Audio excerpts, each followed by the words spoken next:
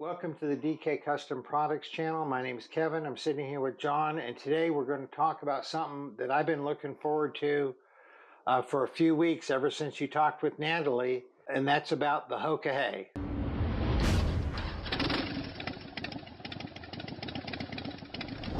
So I know when the Hoka Hey first started, back about 10-15 years ago, in 2010.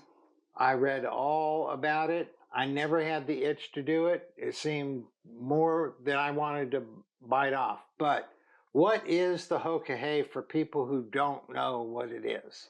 Well, it's a journey cross country with line by line instructions. You can't use no electronic devices for navigation. You get a piece of paper that tells you, go 100 miles, turn left on this road. Go 30 miles, turn right on this road. And that's pretty much all you got. You can't sleep in no hotels. You got to sleep next to your bike like it's a horse. So, And is it, where does it start usually? it depends on where, the association wants to have a start from. This year it's going to start in Key West and go up to Homer, Alaska. So normally it starts in somewhere in Florida? No, last year it started in South Dakota. In South Dakota? Yeah, well, not last year, but the year before. But it always ends up in Alaska, right? Nope. It doesn't? Nope. Last time it started in South Dakota and ended in South Dakota. Really? Yeah, in 2018 it started in Florida and ended in Florida. So this year. But when it started out, it was up to Alaska. Correct. And that's what's special about this year is I think it's the 10th ride. So we're starting and ending where the very first one was done. So starting in Florida, ending in Alaska. In Homer, Alaska. So it's a 10,000 mile? 10,000 mile journey. Journey. And you called it a 10,000 mile journey, but it started out as a race, did it not? Yes, it started out as a cannonball run. As a cannonball run on a motorcycle. Correct. Where there was cash prizes. And there were prizes. So I think the first year was $500,000 in gold. That's correct. In Alaskan gold. Alaskan gold. And how long does it take to do 10,000 miles generally? For the top, for the people who finish in the top. 10 days. 10 days. Yeah. So 1,000 miles a day. On 2-lane roads. There's no highways. No highways. Yeah. And you don't get to use your GPS? No. Well, let's back up. So you have a starting point. Correct. You have an ending point. Right. But then there's checkpoints along the way. That's correct, the dealerships. And you have to stop at the checkpoints and register in. Correct. That's where you get your next line of instructions. Oh, so you don't even know. When you start out, you only get instructions to the first checkpoint. That's correct. You check in. You can either stop, get some rest, or you can just get your instructions to the next checkpoint. Correct. But here's the twist. So I'm starting at point A. Point B is my first checkpoint. I have the instructions to the checkpoint. Right. But you have to follow the exact roads to get to point B. If you start at point A and you go to point B, but you don't follow the roads that they gave you to get there, you have to go back and start over again? That's correct. If you make a mistake, if you're following the instructions and say you turn left on a road that says turn right, you have to go back to the point where you made the mistake. And so, how do you know that, how do you or the administrators on the Hoka Hey know that you've made a mistake? Well, we have to run a fleet tracker on our bikes now. That's how the administration knows if we made a mistake. But for us riders, we don't know we made a mistake until we've ridden a certain amount of miles that it says, and there's no place to turn right or left, where it says there should be a road. Obviously, we've made a mistake. So now we got to break out the map. You can use paper maps, figure out where you are based on the road that you were on, but then you have to go all the way back to where you made the mistake. You can't just cut across, You have to go all the way back. Wow. And so by the end of it, how many checkpoints generally are there? There's 4. There's only 4? Yep. 2,500 miles between each one. So, Well, actually, so that'd be what, three checkpoints? mhm. Because you start out, first one's 2,500 miles, and then another 2,500, and then another 2,500, And and then then the the end. finish. Correct. So 4 sets of instructions. Right. So I guess a lot of guys probably made a mistake in the first 300 or 400 miles, Oh yeah. and then they get to the first checkpoint, and they're probably too discouraged to go all the way back 1,700 miles and start over again. Yeah, there's been some people that cut across or did something that they shouldn't have done, but this is an integrity ride. If you do something like that, all you're doing is defeating yourself. So when it started out, it was a race. It was absolutely an unadulterated race. Right. And has anybody done it in less than 10 days? Well, I know in 2020, guys did it in 9 days, but you're not supposed to cross the finish line in less than 10. So let's explore some of the other rules for people who find this Hoka Hey business interesting. And that is, and you mentioned it earlier, but if you get tired and you want to rest, no motels. No motels. You have to. You could sleep, next to your bike. Well, a lot of people carry tents or cots, which a lot of people do. But after the 4th or 5th day, you're so exhausted that concrete's looking pretty comfortable. Okay. So you get notified where to start, or do you know where to start from when you register? They send you a packet telling you where they're going to start at. So you know where you're going to start. Right. So some people might be riding 2,000 or 3,000 miles just to get to the starting point. Correct. I'll be riding from Indiana down to Daytona is where we're going to actually start. And then we'll ride down to Key West and back up. Okay, so you know where you're going to start, but then you don't know where the checkpoints are along the way. You get that paper at the start, you get the first checkpoint. At the first checkpoint, you get the instructions, the second checkpoint, and it's just lines, no road names. They give you road names. They give you road names. How many miles to the road, give or take. 50 miles, give or take, turn left. Correct. And then 120 miles, give or take, no interstate. No interstates. What's the fastest speed limit on the roads?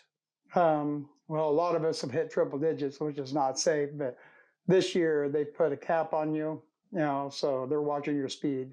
Oh, with the fleet tracker. Yeah, they can monitor your speed. So if you go over, how fast? That I don't know yet. I think it's triple digits, but so you can't go over 100. Yeah. But generally speaking, the speed limit on most of the roads is 40 to 60, 40, 50, 60. Yeah, it's all secondary roads. I know that in Mississippi, if a road is not marked with the speed limit, it's 55. So like that road you came in on where the trees, the speed limit on that road is 55. Right. So, but there's a lot of states where a road like that, the speed limit's going to be 35 or 40. Right, but if you're going across Nevada, and there's a straight road, for 30, 40 miles, and all you're seeing is straight road, it's kind of hard not to open it up. Especially since even though it's not a race now. Right, well, it technically is a race if you're not racing to be one of the top finishers. It's a race against yourself. Can you do this? Can you accomplish this? Can you do 1,000-mile days on 2 lane roads? People want to be first or second. Of course, Now you've done it twice. This is your 3rd year. Correct. Your first year, how many people were in it? I believe it was 136 riders. And you came in number 6. So that made a pretty big splash. That was day 10. New guy. Yeah. There was a lot of new guys that came in. I think there was 3 that were first-time riders that were top 5. And I know I've read on the forums of some guys who've done the Hoka Hey, and they've done it once, and they've said, never again am I doing that. It's a grueling ride. I don't remember hardly any of the Hoka Heys that I've done, because you're fixated on the instructions. You don't want to make a wrong turn because you have to go back. So it's kind of hard to look around and enjoy. But some people take time to take pictures.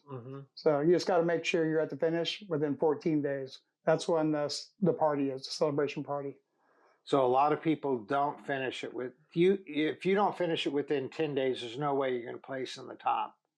Well, you can place in the top 20, or I don't know how they're doing it anymore. With having the top riders, but it was when I did it in 2020, the top 20 were considered elite riders and got belt buckles. So is this the ultimate long distance rider challenge, the Hoka Hey or Iron Butts? For its class, for what it does, it is the hardest challenge there is.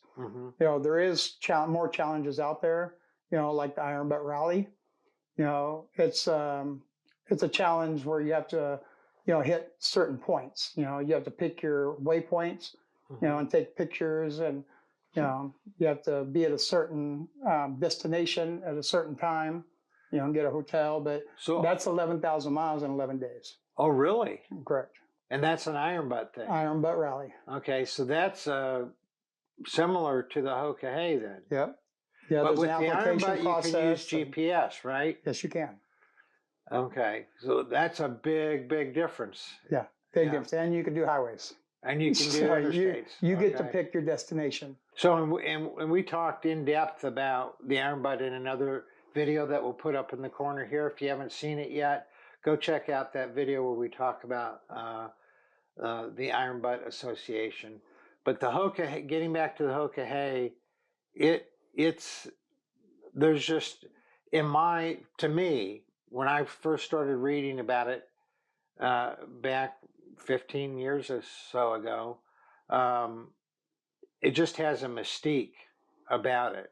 And it's put on by... it's actually Beth. She's the lady that runs it now. Jim Red Cloud was the guy that, started it, which is Beth's husband, which he passed away.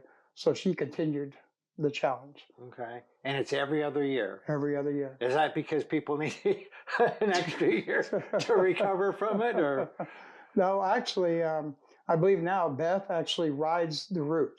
Yeah, she actually does the route, maps it out ahead of time. So I think that's what the year is for. So give her time to actually plan the route out. And about how many people participate every year?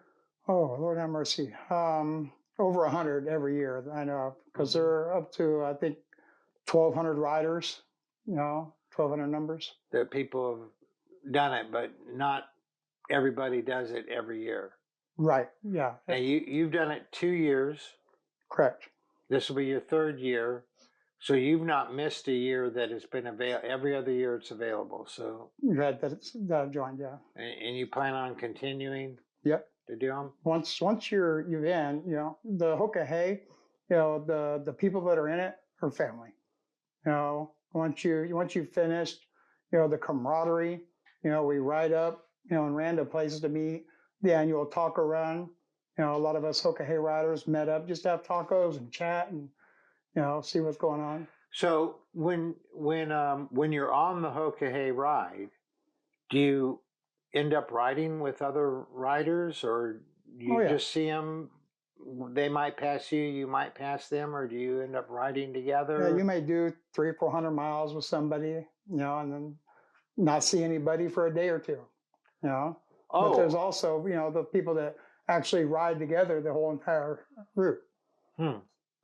Now, this is something I missed, and you reminded me of it, but you don't get to carry extra fuel with you? No extra fuel.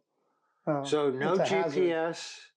You don't get to have an oversized tank. You have to have like the factory size tank. Factory size. You don't get to have an auxiliary fuel tank. Nope. Because I know I've seen Iron Butts where guys have auxiliary fuel tanks. Yeah, on Iron Butt rides you're allowed to. But even the for Hoka Hey, you're stuck with what you got. It is what you have. Yep. So it seems to be 10,000 miles in 10 days. I mean, I know you can go 14 and still be there for the party. Right. But if you're going to do it, you're going to try and do your best, right? So 10,000 miles in 10 days, secondary roads only, no interstate. And they try to take you to the best roads, all the curvy roads, scenic places, Which you're not national enjoying parks. anyway because you're riding, half the time you're riding at nighttime. Well, yeah. So that's the best time I like to ride. But and so, I mean, just to pile on all the impediments to doing this, no GPS, no auxiliary fuel. You don't even know where your start and stop point is. Yeah. Okay. Well, you're going to know where the checkpoints are. Where the but you don't know how to get to them. Right. Oh, so you will know all the checkpoints along the way before you start. Right. So if you but you don't know how to get service, to them because you have to follow a certain route. Yeah. You don't know how to get to them. Yeah. Okay. But then you don't even get to check into a motel and take a shower or rest. You have to sleep beside your bike. Yep. Against the rules.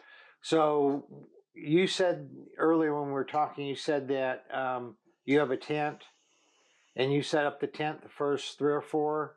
Well, I brought it on my first Hoka Hey. I brought a tent with me and never came out of the saddlebag. Never came out, not even once. Not once. But some guys do, but then they just abandon it. Yeah, after exhaustion sets in after about the 4th, 5th day, and you just get too tired. Some people actually use it, if it rains or something, or as their bike breaks down, they got, they can put up a tent. But I'm just used to using my sleeping bag and my bivvy. So is it safe to say that this is an challenging and unsafe ride? It can be a dangerous ride.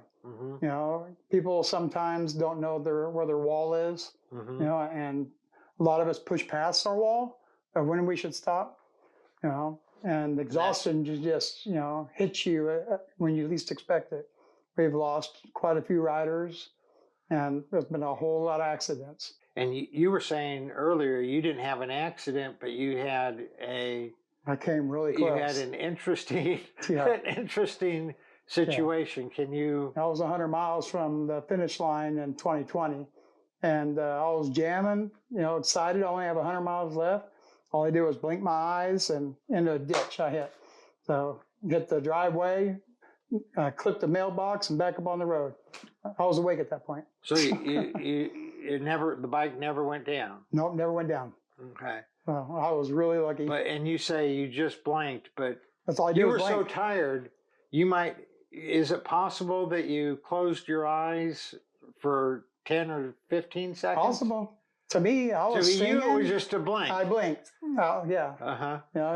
I could have closed my eyes for a longer eyes. I don't know. One thing Dwayne had pointed out was it's a competition, no matter what they call it, because there's no longer any prize money. That's correct. Money gets donated to one charity or the charity of the different riders' choice. Right. Well, the Hoka Hey, they pick a charity, where, they raise money for. It's usually a reservation, that needs to be helped build up. But each rider has to pick a charity for them to ride for. And where does the money come from that gets donated to the charity? Each rider has to raise money. They can do benefit rides. So. And is there a certain amount that you have to pay to be in the Hoka Hey? Yes, there's an initial, entry fee. This year, it's I believe it's $700 to get in for this year. But last year, I think it was $500. So, but now there's a fee. Does the money from that fee that goes to the charity? Yes. And then you can raise more money on top of that for the Hoka Hey charity or your own charity. Correct. Which your charity that you like to raise money for is Mile Monsters Incorporated. Mile Monsters that helps kids. Yeah, with Duchenne's muscular dystrophy. But the last 2 rides, the Hoka Hey has raised $500,000 each ride. Wow. For charities. There's no prize money anymore. It's money being raised for a charity, but people are going to want to do the best they can. They're going to want to try and finish quickly. Some people just want to do it, even if it takes them 20 days or 13 days or whatever. Right. But there's a lot of competition. It's a challenge. In a lot of us to do it as quick as possible. And as Dwayne pointed out, whenever there's a competition, there's a temptation to cheat. Yeah. So with one of the big things that stops the cheating is the fleet tracker. Fleet tracker, because they get to see everything you're doing. But what else have people tried to do, or what else have they done to make sure that everything sort of stays a level playing field? Well, I don't know for a fact, anybody doing this or that. I do know the people have cut across some, certain instructions, and bypassed. I do know that, but everything else is just hearsay as far as I know. Mm-hmm. I can't really say what they've done or haven't done. And you could understand people don't want to, cut across or not follow the exact roads, jump on the interstate, because then they know they didn't really do it. Yeah, it's integrity. Yeah, they didn't. It's an empty. You're cheating yourself. That's all you're doing. It's an empty accomplishment if you didn't do it right. But certainly, there's things that you can do that make the ride easier, less difficult. It would give you a little bit of a competitive advantage. What are some of the things that people do? Well, I always eat from a tank bag on my bike. So I never hit restaurants. I just load my tank bag up with food that I want, so I can eat while I'm riding. Okay. So some people out there actually use like a catheter, that goes down to a bag on their leg, or just a hose that comes out their pants. Oh, really? Yeah, I've seen like people. An airplane. Yeah. You just don't want to ride behind those guys. So then what do you do? You obviously have a cup holder. Yep, cup holder. And what happens when that runs dry? Well, you fill it up at the same time you get gas. I've also got a jug that sits on my rear floorboard, a gallon jug with water in it, so I can drink while riding as well. So you have a cup holder, and if that runs out, you have a gallon jug that sits on the passenger floorboard? That's correct. Depending on the temperature, I might not even drink out of my cup because I usually carry Gatorade in there. And, which brings up a little side note. What time of year does this usually occur? It's in August. It's in August. So this year. So there's no serious cold weather that you're dealing with? Well, it depends. So last time we went up, up northern Canada, Canada. We didn't cross over. We're still in U.S., but it was down to 30 degrees, 35 degrees. It was freaking cold. Mm-hmm. So especially when you don't put your gear on. We've been in Mary and I have ridden through a snowstorm in August in Wyoming. Yep. So it just depends on where you can be. You can be down in Nevada, where it's 100 degrees. So when you stop for fuel, how long do you walk around to get the blood flowing and stuff like that? I usually use the restroom, throw some goodies in my tank bag and go. 5 minutes, 10 minutes? Maybe 5 minutes. Really? Depending on where I'm at and how many people are around. Bathroom's right there next to my bike as I'm filling up. So 10,000 miles at 200 gallons a tank? Yep, pretty much. How many, is that 50 tanks? That's 50 tanks. So 50 fill-ups of 5 minutes each. Right. And then and we talked about this earlier, when you need to rest, when you need to sleep, you park the bike, you get in your sleeping bag. Some people have cots, some people have tents and sleep. But where? Are we talking at a truck stop, a rest area, wherever you can park? A car wash. If it's raining, car wash works great. Those pull-in ones where you wash your car yourself. Mm-hmm. Those work great for if it's raining. Some park benches. If there's a park in the city you're going to, sleep on a park bench. Wow. So it's just wherever you can find sleep. Next to a church. Have you ever gotten awakened by someone going, "Hey, what are you doing here?" Yeah, I have. Really? Yeah, I stopped at a church, and I was exhausted, and I just laid down next to my bike, and I get woken up by headlights on me, and some lady is yelling, "Are you dead?" I'm like, "No, I'm not dead. I'm just exhausted." And she's like, "Well, I was going to say, if you were dead, you're in a good place. The church is there, and the graveyard's there." But I've had a cop wake me up a couple of times, just curious to what I'm doing or why I'm, Uh-huh. sleeping in the area. And once you explain to them that you're on a challenge, for charity, Now, everybody's following the same exact road. correct. So, do the people along that route get to know, hey, there's all these bikes coming through, or Nope. doesn't raise an eyebrow? I mean, there's enough I'm sure distance between the bikes. I'm sure the people in town start wondering what happens. Uh-huh. All of a sudden these bikes are starting to come through. So, are the checkpoints open 24 hours a day, so you can arrive anytime you want? No, there's a certain time period that the checkpoints will be open. Oh, really? Yeah. Oh, so you got to make the checkpoint. They changed it for this year. So I don't know exactly how they're going to do it, but before there was a window where you could, get your bike serviced, through a certain amount of days. But it's not open 24 hours. No. So what happens if you get there and they're closed? Do you lose all that advantage of the time that you gain? If you need your bike serviced, you sit there and wait.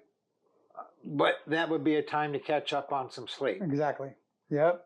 So in those 10 days, about how many hours do you think that you sleep? I usually ride for 2 days, sleep for 4 or 5 hours, ride for 2 days. What? 4 or 5 hours, yeah. You ride for 2 days? Yep. And in the first, 5 days I do. So after that, I start grabbing more sleep. Wait, you ride for, you leave. Yep. You ride. Every time you have to fill up, you take 5, 10 minutes. You said 5 minutes, but maybe sometimes it's 10? Maybe. 5, 10 minutes. Depends on what I ate. Okay. So 5, 10 minutes. And then you ride for another 200 miles, then 5, 10 minutes? Mm-hmm. The longer I stay off the bike, the more I get uncomfortable. And you go 2 days like that before you get 4 or 5 hours of sleep? Yep. And that's why you're so exhausted at the end. Exactly. That's why I don't remember hardly any of the places I've been in on the Hoka Hey. So is this because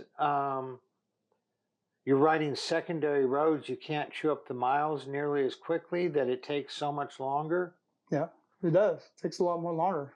So especially when you're banging out twisties going through the mountains, for a full day, you can't do 1,000 miles, in that day. So you got to make up for the miles on a day where, there's less twisties. So you're obviously on your Harley. Correct. Can any bike enter? American V-twin only. Oh, it's American V-twin only. That's correct. So no Suzuki M90s or anything like that? Indians and Harleys. Each Hoka Hey, you got to actually go through an application process and an interview to see if you've actually ridden the miles, that it would take. So somebody like, just a beginner rider, if they tried to do the Hoka Hey, they wouldn't be allowed. They want to make sure. So they want to see that you got a bunch of iron butts under your belt and long stuff distance like that. riding, that you can actually do this challenge, because it is a grueling challenge. And dangerous. And dangerous. Yeah. What are your top 3 memorable experience? I imagine hitting the mailbox, and did you get airborne? Yeah, in the driveway? when I hit the driveway. When you hit the driveway, okay. So that has to be one memorable experience. Right. Well, let us know 2 or 3 other, highlights or memorable experiences. Well, we were up close to Maine in 2020, and I got lost. It was foggy, late at night, and it seemed like I was going around in circles, and it was kind of like a resident rich area. So I stopped at the town had a statue. So I stopped there, broke out my map, trying to figure out where I was, and a cop pulled up, and he's like, "What are you doing in our town?" I tried to tell him. He's like, "Well, I've noticed you've rode around in a circle for like the last hour." And I'm like, "Yeah, I'm trying to figure out where I'm at. Can you help me point me in the right direction?" He's like, "Well, first I'm going to tell you, you need to get your bike fixed. It sounds like crap." But my bike, it was a 2010 Street Glide, and it was used to using oil. So I just kept filling her up when she needed it. Come to find out, I'd lost my primary seal, and I filled up the primary and the motor. Oh. So when I finished down in Florida, I told the dealership to do an oil change. They popped the primary, and it just dumped all over the ground. Wow. So if I wouldn't have constantly added a little bit, I would have seized my motor up. She was just a thirsty girl, that's all. So you were putting it in the engine, and it was migrating to the primary. Yep. Okay. Yep. So other interesting, Or- memorable? Don't remember hardly anything, you know. So you were saying earlier that you've done 2 where you made every effort to finish, Yeah, my second one, I got Uh-huh. cut halfway because of a medical issue. and then, but this one you're going to take your time and enjoy more? Well, there's a difference between, you know, running the Hoka Hey and riding the Hoka Hey. Okay. You know, I told the wife I was going to ride it, which is, you know, trying to enjoy more of it, and she called me a liar. Mm. So yeah, I'll probably end up running it the same way. So running it is where you're trying to You just try to do your best. do your you know. best. And That's then right. riding it's where you're doing it, you want to accomplish it, but you're not You going want to enjoy the scenery. you want to get there within 14 within days. the 14 days. But there's a huge difference. I mean, if you can have an extra 4 days, you could actually sleep every night Oh yeah. or every day. It also says in instructions that if you finish, I think past the 26th day or something like that, you're considered a slow ass finisher. Okay. I don't want that title. So, So when you finished 6th on your first Hoka Hey, how many hours or days behind first was that? I think I was 10 hours behind rider number 5. And I tried my best to catch them, and I just couldn't do it. They were way too far ahead of me. And that was because they just slept less, Made less mistakes. made less You know, mistakes. your mistakes count up for a lot. You know, and I think it was my 3rd or 4th day, you know, I made almost, 300-mile mistake going down I-10. So, and I had to back up all the way where I start. So the less mistakes you make, more sleep you get, further ahead you can be. I make a lot of mistakes. So 5th place was 10 hours ahead of you, and then 1st through 5th they were all bunched together. Yeah, they finished in 9 days. In 9 days. Right. Yeah, you can't cross until the 10th day. Okay, and then how close was number 7, 8, 9, if you remember? I think they were right on my tail. Oh, they were right. They were trying to catch They you. were right on my tail. I know people watching this video are going to go, if they've got this far in the video, they're going to go, why even do this? Why do this? I bought my Harley to, ride and enjoy, not to put myself through hell. Why do the Hoka Hey participants do this? Well, to me, it's a challenge. I'm challenging myself. Can I do this? Can I finish? Mm-hmm. Can I follow the instructions to a T and not make mistakes? And, to me, it's a personal challenge. Okay. And are they mostly Harleys, or are there a lot of Indians? There's about half and half. About half and half, yeah. Really. And how many people have not been able to finish because they've had mechanical problems? That I don't know. Probably quite a bit. I know one guy, he blew his bike up and had a secondary bike brought to him so he could finish. Are you allowed to do that? Well, you could, back in 2020, but I don't think you can now. You got to finish in the same with the same bike you start in. Of course, I could be wrong about that too. So yeah. Oh, we were talking earlier about what are the things you can do to give yourself a competitive edge, and tank bag for food. Some people use catheters. Yeah, I've known 2 or 3 guys to use a catheter. And then what else can you do to give yourself yourself auxiliary an edge? water bottle? Lots of water. Yeah, constantly have water, because especially when you're riding in the heat. You can have, proper riding gear helps a lot. Climb is a fantastic, company for riding gear. So if you're in the heat, you can open up the vents, and get cooled off.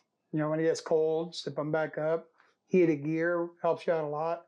So proper gear helps tremendously. We're going to go and look over your bike, and you're going to go through and show us all the different things you've done to make it more comfortable, more reliable, that kind of thing. But you do have sponsors for you riding the Hoka Hey, right? Just in general, long distance rider. Long distance riding. So whether you're doing iron butts or the Hoka Hey yeah, I'm an ambassador for Climb riding gear. Okay. I'm an ambassador for Custom Dynamics. So I'm talking to Denali right now. So. And what does Denali? Oh, they do awesome LEDs for the front of the bike. Okay. So.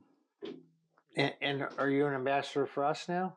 You guys are full-on sponsors. I love your gear Sponsors. too much. Okay. Your products are just phenomenal for keeping my motor cool. So we were talking about having good gear gives you a leg up, gives you an advantage. Is there any? Are there any motorcycles that you've seen that are more likely to finish well than others? Not really. Are they all pretty much touring models? They're all touring models. Well, there's been some that aren't touring models. Well, there was a guy to try to do it on a panhead in 2020. He didn't make it. So, but he carried all of his gear and had people come out bringing parts and everything. But yeah, he didn't make it. So he cut across to the finish, and his bike and him was covered in oil. You know, so. If people want to see more about the Hoka Hey, you have information on it on your Facebook page? I'm always talking about them. Also, they can go to hokaheychallenge.com. Okay. And then find out the rules. Look up, the riders right now. They're featuring the new riders that are coming out. So you can read their, autobiographies and what they've done. So Chris Hopper, who did 100,000 miles in 100 days, which a ton of people said, no way. Yeah, it wasn't possible. There's nobody who did, it's impossible. There's no way he did it. And I have to say, I was wondering if it was possible, Right. But I got the book, I read the book, and he's done 4 of the Hoka Heys. This will be his 4th, I believe. The one he's doing right now will be his 4th one. Has he finished in the top? Yeah, he was one of the top 5 riders in 2020. Oh, they did it that I couldn't catch. That you couldn't catch. Yeah. Yeah. So there's a lot of you crazy guys out there who are long distance riders. Is he the king of the pile? No, he's up there. There's a lot of really hardcore riders. Casolo's Diesel, he finished first. Casolo finished first. There's a lot of hardcore riders out there. Oh, and we were talking earlier. You can have a passenger ride with you on the Hoka Hey after you finished solo 1 year. One time. Yeah, by what I've read, yeah.